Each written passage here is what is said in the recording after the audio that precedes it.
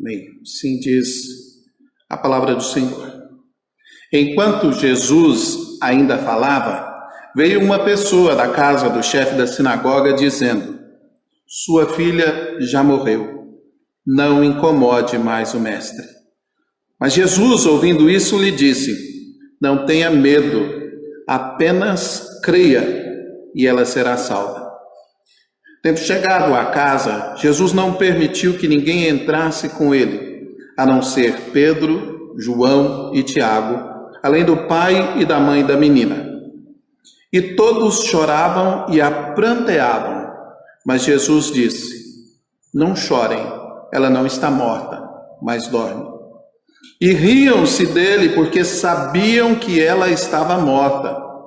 Mas Jesus, tomando-a pela mão, disse em voz alta: menina, levante-se. Voltou-lhe o espírito e ela imediatamente se levantou, e Jesus mandou que lhe dessem de comer. Seus pais ficaram maravilhados, mas ele lhes advertiu que a ninguém contassem o que havia acontecido. Oremos. Deus de bondade e misericórdia, diante da tua santa palavra, nós colocamos o nosso coração, Senhor, e pedimos que ele seja transformado em terra fértil, para que a semente do teu evangelho, a Deus, venha frutificar a 100 por 1 em nós. Frutos de bênçãos, frutos de conversão, frutos de libertação, de livramento, Senhor Deus. Nós nos colocamos inteiramente diante de Ti, no nome de Jesus. Amém. Quanto a mim, Pai Santo, que as palavras dos meus lábios e o meditar do meu coração sejam agradáveis na Tua presença, Senhor meu, Redentor meu, rocha minha. Aleluia. Queridos, nós estamos vivendo tempos muito estranhos, não é verdade? Quem pensou que um dia nós estaríamos aqui reunidos em pequeno número? A maioria de nós, pelo menos uma boa parte de nós, privada de estar na casa do Senhor para o nosso próprio bem, para a nossa segurança, por fazermos parte de um chamado grupo de risco desta pandemia, andarmos pelas ruas e não podermos nos tocar, nos abraçar, não podermos ter aquele convívio que nós gostaríamos, olhar para a economia, olhar para a política, olhar para a medicina e não encontrar neles nenhuma segurança. E assim o nosso coração se enche de medo e de temor às vezes. Por isso, nós estamos iniciando no dia de hoje, depois de termos falado uma série de 5 mensagens sobre esperança, nós estamos começando uma nova série chamada Não Temas. Não temas. Encontrando coragem para a jornada. Porque muitas vezes, e é normal, o medo é até um instinto de preservação do ser humano. E Deus colocou esse instinto de preservação em nós para que nós não corramos perigo desnecessário. Mas acontece que com o pecado, com a deturpação dos sentimentos, com a derrocada das nossas emoções, muitas vezes o medo se transforma em pavor, ele se transforma em tristeza, ele se transforma em angústia, e aquilo que foi criado para a nossa proteção torna-se contra nós. Eu já contei essa história aqui há poucos dias atrás, mas eu vou repeti-la, porque ela cabe muito bem como ilustração para esse tempo que nós estamos vivendo. Dizem que alguém se encontrou com a peste, alguém se encontrou com a doença, e perguntou: onde você vai? Ela disse: eu vou ali matar 10.000 pessoas. Passou-se uma semana, o camarada encontra com a doença, com a peste novamente, e fala: mas tu é mentirosa. Ela fala: mentirosa por quê? Porque você falou que ia matar 10.000 pessoas e morreram mais de 100.000. E a doença responde: eu matei só 10.000, o restante morreu de medo. Quantas pessoas estão com medo do momento presente?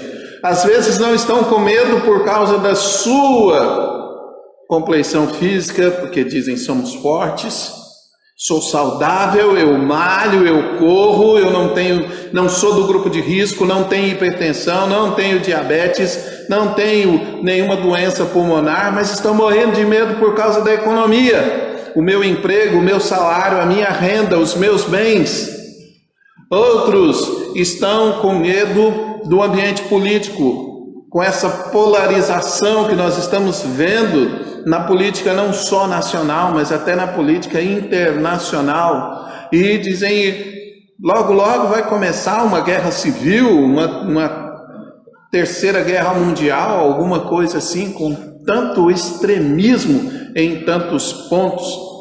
Pois em todos os aspectos nós podemos encontrar coragem para prosseguir na jornada em Jesus Cristo, o nosso Senhor e o nosso Salvador. Ele é quem nos mostra que nele nós podemos confiar. A segurança das nossas vidas está em suas santas e poderosas mãos.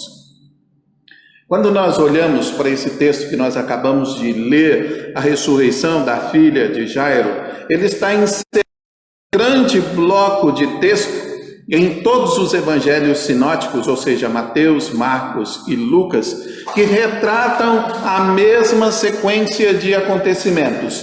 Jesus demonstra o seu poder sobre todas as forças que assustam o ser humano, sobre as quais ele percebe que não tem nenhum controle. Primeira delas, as forças da natureza. Jesus acalma uma tempestade. Segunda delas, as forças do mundo espiritual. Jesus expulsa uma legião de demônios de um jovem gadareno. Terceira delas, e esta já está bem mais próxima aqui, bem inserida no contexto de Jairo e sua família, Jesus cura uma mulher que há 12 anos padecia de um fluxo sanguíneo. Então Jesus tem poder, tem domínio sobre as enfermidades. E o quarto ponto, este agora que nós vemos, a ressurreição da filha de Jairo, Jesus tem poder sobre a morte. Esse é o grande contexto bíblico que nós vemos desta passagem que nós acabamos de ler. Aliás, ela começa com Jesus desembarcando na praia, e ali, quando ele chega, a multidão aflui para ele, e entre a multidão está Jairo, um dos líderes, um dos principais da sinagoga. E ele vai até Jesus e ele humildemente pede: mestre, vamos à minha casa? Minha filha está doente. Vai lá e imponha as suas mãos sobre ela, para que ela fique curada. Saindo Jesus ali da praia e indo em direção à casa de Jairo, segue uma grande multidão atrás dele e dos seus discípulos. E no meio daquela multidão, alguém toca nas vestes de Jesus. Aquela mulher do fluxo de sangue. E Jesus pergunta: quem me tocou? Os discípulos então falam: como? Como quem te tocou? Tanta gente nos espremendo, o Senhor me pergunta quem tocou? E Jesus diz: alguém me tocou porque de mim saiu poder. E Jairo ali, vendo tudo isso, a caravana parou. E aí apresenta-se uma mulher, conta a sua história. E aí Jesus conversa com ela e diz: vai em paz, filha, a tua fé te salvou. Pensa você no lugar de Jairo ali. Você encontra-se com Jesus, você está esperançoso. Você diz: agora sim, minha filha vai ser curada, porque Jesus chegou. Jesus estava lá, do outro lado do mar da Galileia, mas Jesus está aqui agora, e Ele está indo para a minha casa. E de repente, para a caminhada, e de repente é interrompido. E aí os minutos vão se passando, aquela conversa ali. Nós, normalmente muito ansiosos, já daria uma vontade de dizer: tá bom, filha, já foi curada, vai.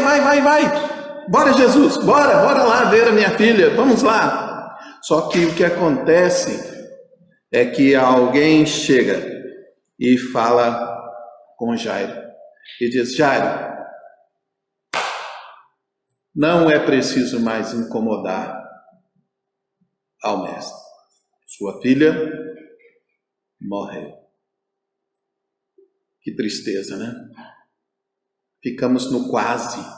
Quase que Jesus vai, quase que Jesus ora, quase que Jesus salva, quase que Jesus abençoa. Mas agora tudo está perdido. Nas nossas vidas muitas vezes é assim, nós fazemos planos, nós fazemos projetos, nós sonhamos, e quando está quase chegando, parece que tudo desmorona, parece que tudo vai embora. Às vezes acontecem circunstâncias inesperadas e nesse momento nosso coração se enche de medo, se enche de temor. Como devemos enfrentar o temor? Através das palavras de Jesus. E é sobre isso que eu quero meditar com você esta noite. Sobre as 4 poderosas palavras que Jesus diz a Jairo, que Jesus diz a quem está nesta circunstância, a quem está neste momento junto dele ali. 4 palavras que vão trazer ânimo, que vão levar embora o temor e que vão modificar as nossas vidas. E a primeira destas palavras é uma palavra de ânimo, e a palavra de ânimo é: não temas, não tenha medo. Versículo de número 50, Jesus diz, mas Jesus, ouvindo isso, lhe disse: não tenha medo, apenas creia e ela será salva. Não tenha medo, apenas creia. Que situação, hein? Uma notícia dessa: sua filha morreu, e alguém fala para você: não tenha medo, apenas creia. Nós nos lembramos de diversas circunstâncias na palavra do Senhor em que é exigido esta fé, é exigido crer. Uma das outras circunstâncias, nós nos lembramos daquele pai que leva um jovem endemoniado até os discípulos de Jesus, e esses discípulos não conseguem expulsar o demônio, e quando Jesus chega junto com Pedro, Tiago e João, ele pergunta: será que o senhor pode? E Jesus diz: se eu posso, tudo é possível àquele que crê. Muitas vezes nós devemos agir como aquele pai, dizer: eu creio, mas aumenta a minha fé. Que a nossa crença, que a nossa credulidade em Jesus é posta à prova de uma forma tremenda. Um filho doente, um filho morto, nesse caso de Jairo aqui, um emprego perdido, um relacionamento desfeito, uma enfermidade, um câncer, algo que chega, uma pandemia, que aí nossa fé é colocada à prova. E Jesus nos diz: não temas, não tenha medo, apenas creia. Agora restava para Jairo apenas a fé no Redentor. É preciso que nós tomemos o positivo na nossa vida para expulsarmos o negativo. Dizem que coragem não é falta de medo, é nós, apesar do medo, agirmos. Isto é coragem. Isso é não temer no sentido real. É mesmo você vendo o problema, é mesmo você vendo a circunstância, você continuar agindo, você continuar em frente. A história de Jairo não é diferente da minha história, da sua história, da história de todo o povo de Deus. Ao longo de toda a história da redenção, nós encontramos circunstâncias muito parecidas com essa. Veja, por exemplo, Abraão, capítulo 22 do livro do Gênesis. O Senhor pede para Abraão: sacrifica teu filho Isaque. Ai. Como continuar crendo? Apenas creia, apenas creia.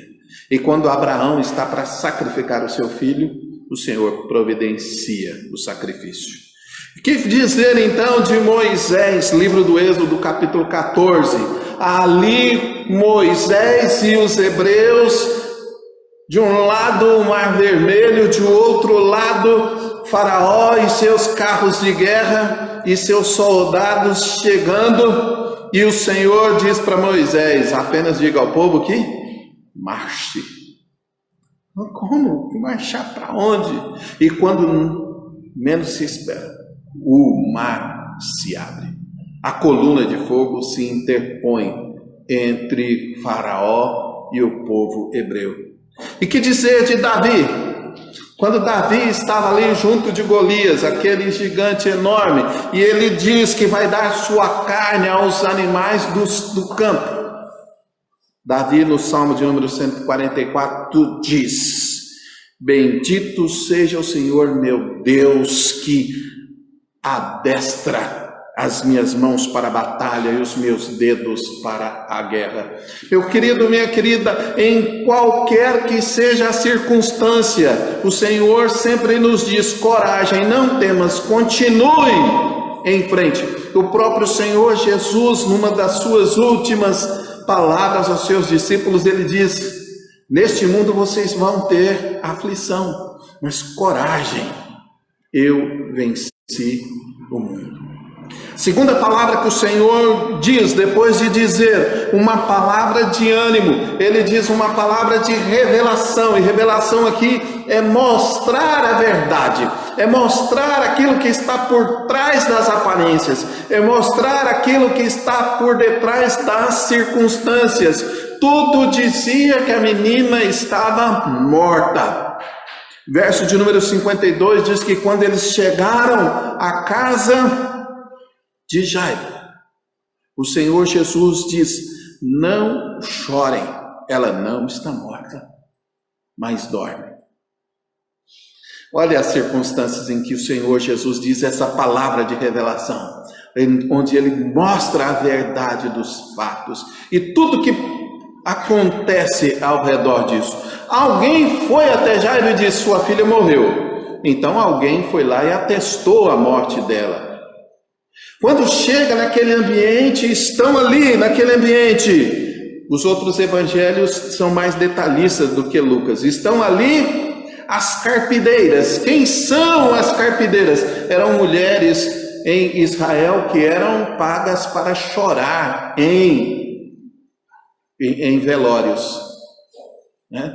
Esse é o ambiente. E as carpideiras chorando e pranteando. Não bastasse as mulheres, tinham também os pranteadores, que eram os homens, que eram pagos para a mesma finalidade. É esse o contexto que nós encontramos ali chegando na casa de Jairo. Choro e pranto, carpideiras e pranteadores. E não bastasse isso, o Evangelho de Mateus nos diz ainda que havia os tocadores de flauta. Ou seja, quando chega ali, o velório está em andamento. Não é assim, vamos ver, não, já está tudo ali.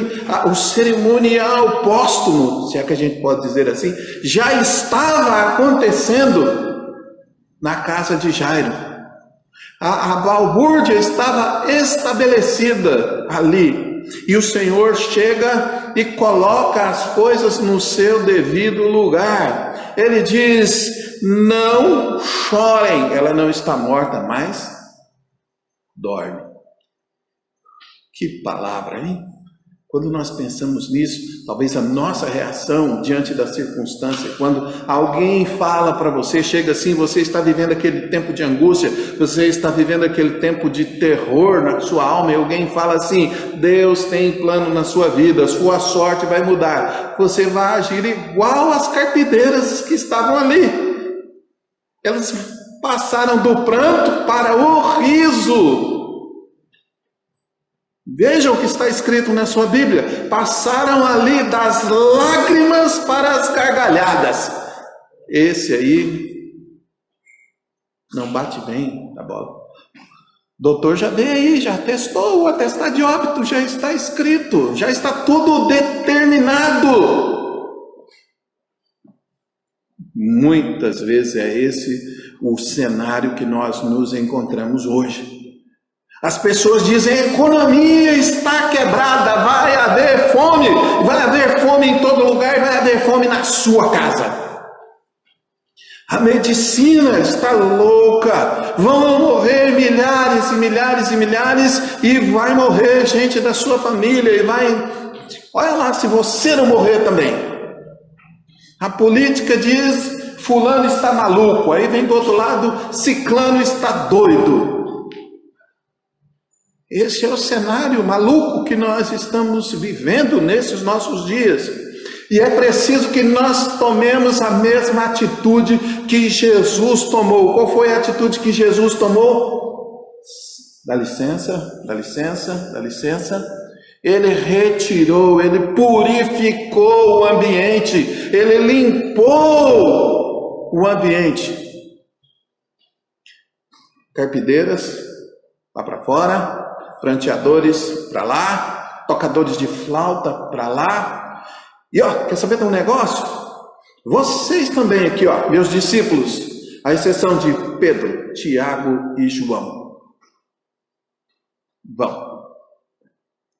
vai ficar aqui comigo só este pequeno grupo aqui. Quando nós olhamos para isso, meus queridos, nós percebemos que muitas vezes nós estamos cercados de carpideiras, nós estamos cercados de pranteadores, nós estamos cercados às vezes até de Tomés, que é um dos discípulos do mestre, né? Mas que diz: eu só acredito vendo. Se eu não enfiar meu dedo no buraco da mão dele, eu não vou crer. Ora, ser uma pessoa que crê tem os seus privilégios, né?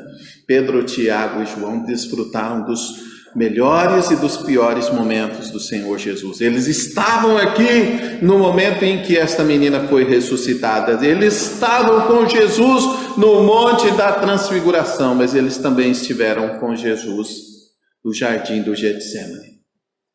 Mas sim, tudo isso nós vemos a glória de Deus se manifestando.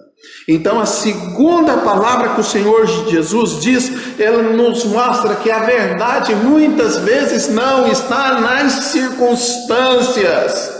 As circunstâncias diziam: acabou, morreu, c'est fini, está feito. E Jesus diz: não, ela não está morta, mas dorme. Nós lembramos aqui que Jesus não quer dizer que ela está dormindo mesmo. Jesus não quer dizer que ela não morreu. Mas o que Jesus quer dizer é que a morte vai ser derrotada, que a vida vencerá. Como ele disse quando chamaram para que ele visitasse Lázaro, ele disse: Lázaro não morreu, apenas dormiu. Ou seja, em ambos os casos, tanto a menina quanto Lázaro morreram, mas em ambos os casos a vitória foi uma vitória da vida. E às vezes pode acontecer, você perdeu o emprego, mas a vitória vai ser da provisão na sua vida. Você terminou um relacionamento, mas a vitória será do amor. Você está num momento de dificuldade emocional, mas a vitória será uma vitória da fé. Depois de vermos que o Senhor Jesus nos diz uma palavra de ânimo, uma palavra de revelação, nós percebemos que aí ele entra dentro da casa e vai até a garota e ele nos diz uma palavra de amor e de poder.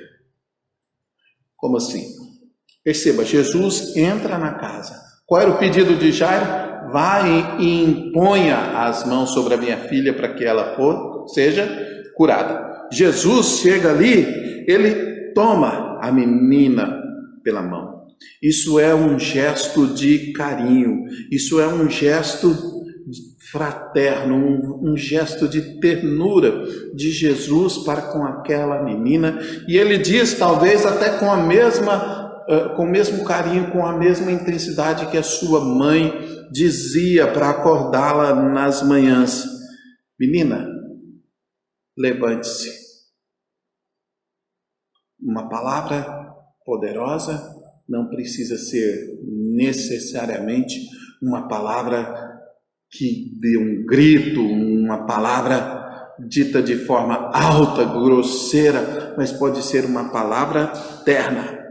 O Lucas, aqui ele não recorre à forma hebraica que Marcos recorre, né? Marcos diz assim, que ele falou em hebraico, em aramaico, melhor dizendo, né? A expressão aramaica, Talita cumi. Então ele falou na voz, no linguajar que a menina estava acostumada a ouvir em casa. Ele não falou em grego com aquela menina, ele falou na mais terna das linguagens, porque seu pai era um dos grandes da sinagoga, então ele usa o linguajar comum ali, ele diz, levante-se. E aí o milagre acontece, porque as palavras de Jesus têm poder. Então tudo que nós devemos buscar é, Senhor, fala. Nós devemos ser como aquele centurião que diz, Senhor, diz uma única palavra, o meu servo será salvo. Senhor, diz uma única palavra e a minha vida será transformada. E o Senhor tem palavras de poder, e Ele exerce sempre esse poder sobre as nossas vidas em amor. Já caminhando para o fim, se nós olharmos de maneira desatenta para o texto, nós não percebemos a quarta palavra do Senhor. Jesus não falou mais nada, não. Falou. Jesus disse, mandou ele que lhe dessem algo de comer. Uma palavra de preocupação com os detalhes, com os mínimos detalhes da vida. Olha, todo mundo ali olhando, a menina levantou-se e começou a andar, dizem os outros evangelhos. E então Jesus percebe que ela precisa comer. E ele diz, vai lá, pega uma comida, pega um pão, pega... Né? Se fosse algumas pessoas que a gente conhece, né? Pega um pastel com ketchup ali para nós, né? Dá de comer. A preocupação de Jesus conosco, a preocupação do nosso Deus terno é com os mínimos detalhes, de maneira que muitas vezes nós só pensamos naquilo que nós desejamos, que nós queremos, e o Senhor Jesus nos traz. Por isso, nos momentos de temor, nós precisamos ouvir as palavras de Jesus, nós precisamos ouvir essas palavras poderosas se manifestando em nossas vidas. Uma palavra de ânimo, uma palavra de revelação, uma palavra de poder, mas uma palavra também de preocupação para conosco. Isso nos leva a algumas conclusões que nós queremos tirar da palavra do Senhor nesse dia para nós. A primeira delas é que as circunstâncias, elas não determinam a verdade. Às vezes o que eu vejo não é a verdade. Dizem que uma imagem vale mais do que 1000 palavras, mas muitas vezes a imagem pode nos fornecer uma interpretação incorreta da realidade. Segunda conclusão é que a palavra de Deus é a única voz confiável. Não é a voz da política, não é a voz da economia, não é a voz da medicina. A única voz que nós podemos confiar 100% é a voz de Deus. E a terceira conclusão que nós tiramos nesse momento é: o amor de Deus se manifesta sempre, em meio às adversidades. Quando nós estamos no cantinho da prova, quando nós estamos no momento em que não há mais para onde correr, esse é o momento em que o Senhor age sobre nós. 3 aplicações práticas para a nossa vida no dia de hoje, com base nesta palavra do Senhor. Pare de ouvir a voz das carpideiras, é a primeira coisa. Limpe o ambiente. Pare de dar ouvidos aos profetas, aos urubus carniceiros, aos profetas do Apocalipse, que só fala de coisa ruim, só vende notícia ruim. Desligue um pouco a televisão. Pare de ouvir um pouco os noticiários. Eu sei que nós devemos nos manter informados, mas muitas vezes a gente olha e percebe que determinados segmentos, determinados tipos de negócios só vive de notícia ruim. Tem jornal que se você torcer cai sangue. Então, se eu ficar prestando atenção nisso, se eu ficar só ouvindo o pranto, o choro, os tocadores de flauta, minha alma vai...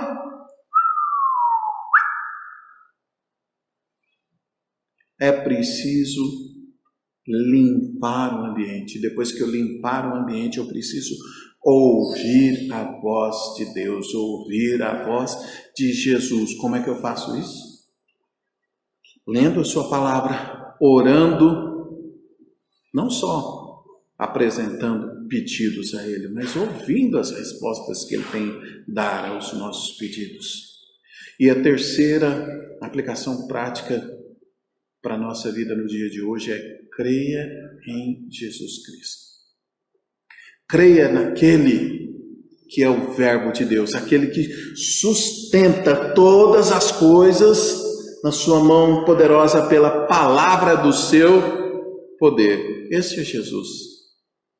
Ele pode transformar todas as circunstâncias. Ele pode trazer de volta à vida àqueles que morreram. Ele pode transformar água em vinho. Ele pode multiplicar pães e peixes. Ele pode tudo, porque Ele é a personificação plena do poder de Deus, e Ele é a cabeça de nós que somos a igreja. Lembre-se disso, não temas. Ouça a palavra de ânimo que Jesus te diz: não tema. Procure a verdade na palavra reveladora de Jesus. Não temas. Procure as poderosas palavras de Jesus. E não temas. Sabe que Jesus tem uma palavra de carinho, de preocupação, de cuidado sobre minha vida, sobre sua vida, sobre nossas vidas. Amém? Vamos orar? Vamos colocar nossas vidas diante de Jesus, diante do Pai de amor e do Espírito Santificador.